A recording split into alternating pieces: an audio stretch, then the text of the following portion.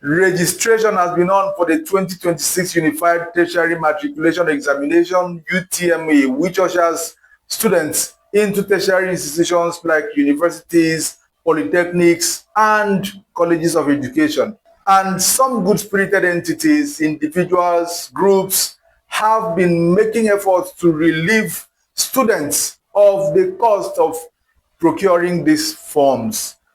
Now, one of such persons is Senator Ned Nwoko, who represents Delta North Senatorial District in the National Assembly. But the one that really caught the attention of Nigerian news source was the one by a group called the Southeast Renewed Hope Agenda, a pro-Tinubu support group. The group on Thursday, 19th of February, launched what it called a scholarship scheme to help 50,000 students across the 5 states of the Southeast to procure UTME forms for the 2026 examination. Now, this means 10,000 students in each state of the Southeast. That is Abia, Anambra, Ebonyi, Enugu, and Imo states. Now, the question of whether this is political or not does not even arise because we know it is political, clearly political.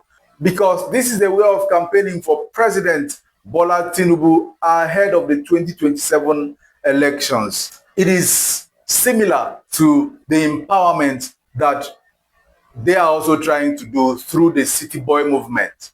It is not against the law to launch support for the president. But our concern here is that this does not turn out to be political, in the sense that the pronouncements you make are different from the things that you deliver. Now you said 10,000 students in each state of the Southeast.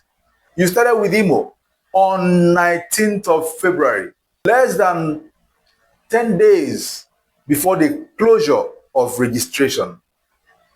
Now, the question that we ask is this: these 50,000 people that you are targeting, are you targeting them for this year alone, or you want to spread it into next year as well?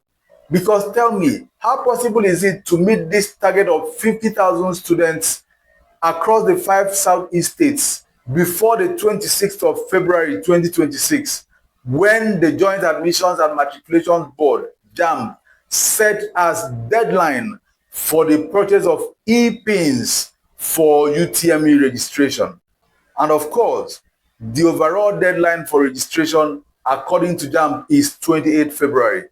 And JAMB has said no extension whatsoever. So tell me, how possible is it to meet this target?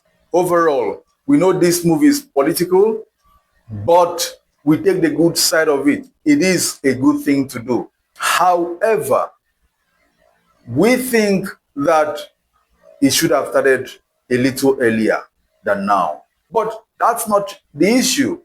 Let's even say you're able to do 1,000 for each state. That's a total of 5,000.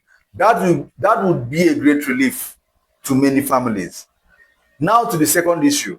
We checked the cost of UTME registration, and this was what we found. UTME with mock, 8,700 naira. UTME without mock, 7,200 naira. It is indeed a great relief for many students who may have been hindered by finance. But now let's look at the bigger picture. 8,700 naira is a token compared to what it costs to train a child in the university. Our major worry is that if these indigent students eventually secure admission through this process, how are they going to fund their education?